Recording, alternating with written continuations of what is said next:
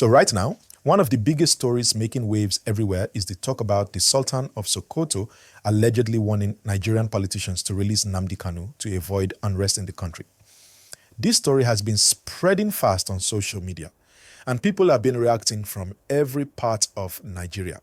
But when you look closely at what's happening, you'll see that there's more to the matter than what most people are reading online. Please don't forget to like this video and subscribe while you're watching. It helps the channel grow and keeps you updated on real stories happening in real time. Now, here's what's really happening. The Sultan of Sokoto, Alhaji Muhammad Saad Abubakar III, is one of the most respected traditional leaders in Nigeria. When he speaks, the whole country listens because he doesn't talk often. But when he does, it carries meaning. Recently, his name started trending after some posts claimed that he sent a strong warning to Nigerian politicians, telling them to release Nnamdi Kanu or else Nigeria might face serious trouble. But when journalists and close sources started checking, it became clear that those exact words weren't verified. What the Sultan actually said in his public meeting was more about peace, unity, and truth. He was calling for calm and asking Nigerians to bring out facts before making claims, especially about sensitive issues like violence or conflict. That's the real part. But you know how social media is. Once a statement like that starts trending, people twist it to sound stronger, and before you know it, headlines are flying everywhere saying, Sultan wants politicians to release Nnamdi Kanu. That's why it's important to always check what is real before sharing. Please like this video if you agree that truth should always come before emotion, and make sure you subscribe so you don't miss our next update. Now let's look at why this story even got this big. Nnamdi Kanu's name always brings attention. For years, his detention has been a very sensitive issue. He is the leader of the indigenous people of Biafra, also known as IPOB. He's been facing charges in court related to treason and terrorism. His supporters, especially from the southeast, have been calling for his release for a long time. They say keeping him in detention is only making things worse, while others believe the law must take its course first. Recently, his court case has started getting more attention again because his lawyers said they are ready to open his defense, and they even listed some big names as witnesses. That news alone made people start talking again. Then add the protests that happened in Abuja and other cities, people marching, carrying placards, calling for his release. The police came out too, and they said everyone has the right to protest, but they will not allow violence. So when you mix all these, the court case, the protest, and then the viral claim about the Sultan, it turns into a major story across Nigeria. Now, let's be honest, many Nigerians are tired of the tension in the country. They just want peace. That's why when they see someone like the Sultan's name linked to peace or warning politicians, they pay attention. Even though that warning wasn't an official statement, it still opened the conversation. Should leaders, both political and traditional, step in more strongly to help calm things down? Or should they leave it to the courts and government to handle quietly? Think about it. When traditional rulers like the Sultan or the Uni or other respected elders speak up, people listen, and sometimes their words bring calm. But at the same time, their positions are delicate. They don't take sides publicly because they are fathers to all. That's why it's rare to see the Sultan making any harsh public statements. He usually calls for peace, dialogue. Breaking news! Don't joke with history. Nigeria did not defeat the Igbos.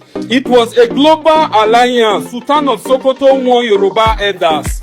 In a statement that has sparked widespread reaction, the Sultan of Sokoto has cautioned Yoruba elders and political leaders against provoking tension with the Igbo people, reminding them of the resilience and strength the Igbo demonstrated during the Nigerian Civil War.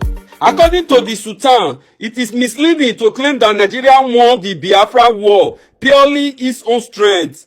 Let's be truthful, Nigeria did not fight the Igbos alone. Britain, America, and 5 other world powers joined forces to suppress them. The Sultan said, on their own, no African nation could have defeated the Igbos in an understanding between all regions. Now, let's not forget the security part of all this. The police and other security agencies are on high alert right now. They have been warning that no one should use the issue of Nnamdi Kanu to cause disorder. They said any protest must be peaceful and within the law.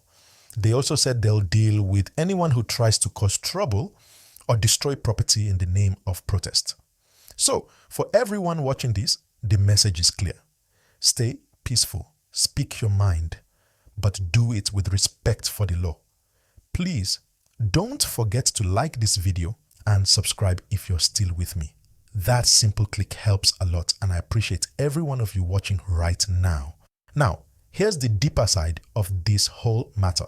Many Nigerians believe that the longer Nnamdi Kanu stays in detention, the more it affects unity. Some people in the southeast feel like their voices are not being heard. They say peace can only come when kashe mace yarinya mace da aurenta da ƴaƴanta ƙanana ƴan mata mutsi Atiku Abubakar kai bai magana ba. Aka tare ƴan uwanmu sun kai ko su kai shinkafa ko su kai rago ko su kai shanu ko su kai tumatir a tare su a yanka su a ƙone su a karya dukiyarsu. Atiku Abubakar bai taɓa magana ba sai Nnamdi Kanu shi da gwaninsa. To ƴan Najeriya dan Allah dan girman Allah ku haɗa Atiku Abubakar musamman ƴan Najeriya ta Arewa ku haɗa Atiku Abubakar da Nnamdi Kanu ku yi musu kuɗin goro ko Allah ya haɗa su tare. Amma tar Allah wadai da wannan kalamin nasa ba ma tare da shi ba za mu zama tare da shi ba kuma Allah wadai da ra'ayi irin wannan ba Atiku Abubakar ba duk wani ɗan Arewa da zai ce a saki Nnamdi Kanu Allah wadaransa ko shi wane ne subhanallah. Justice is balanced. Others argue that the case is in court and we must let the legal system finish its work. They believe emotion should not override the rule of law. Both sides make strong points. That's why it's such a complex situation. At the same time, some citizens are calling on President Tinubu's government to look for a political solution. They say, if government can grant amnesty or negotiate peace in other regions, why not find a way to settle this too? That's the kind of talk going around social spaces, especially after the Sultan's name got linked to the story. And honestly, this shows how divided, but also how emotional Nigerians are when it comes to matters of peace, justice, and leadership. People want to see fairness, they want to feel included, and they want leaders, both political and spiritual, to work together to calm the country down. Because truth be told, Nigerians are tired of tension. They want peace, they want jobs, and they want progress. Now, when you think of the Sultan's actual record, he's someone who has always spoken for unity. He attends national peace meetings, he works with Christian leaders, and he often calls for dialogue among Nigerians of all faiths and tribes. So it's understandable that people would believe he could say something strong about national unity. But turning his peace message into a warning of war changes the meaning completely. That's where misinformation becomes dangerous. So, to everyone watching right now, this is why you must always confirm news before sharing. Don't just forward a post because it sounds powerful. Check the source. Check if it came from a verified channel or a known journalist. This simple habit can save the country from unnecessary panic. And again, please like this video and subscribe because this is the kind of balanced gist we bring. Not fake stories, but verified talk with clear understanding. Now let's come back to Nnamdi Kanu's matter for a moment. His legal team has been working hard. They've asked for better access to him. They've made several court applications and they're preparing their main defense. Reports say he's still in DSS custody and his court sessions are ongoing. His supporters say they're peaceful, but they also believe time is running out. They want the case concluded soon. The government, on the other hand, is maintaining that the law must take its full process. And that's what's happening now. Slowly, but it's moving.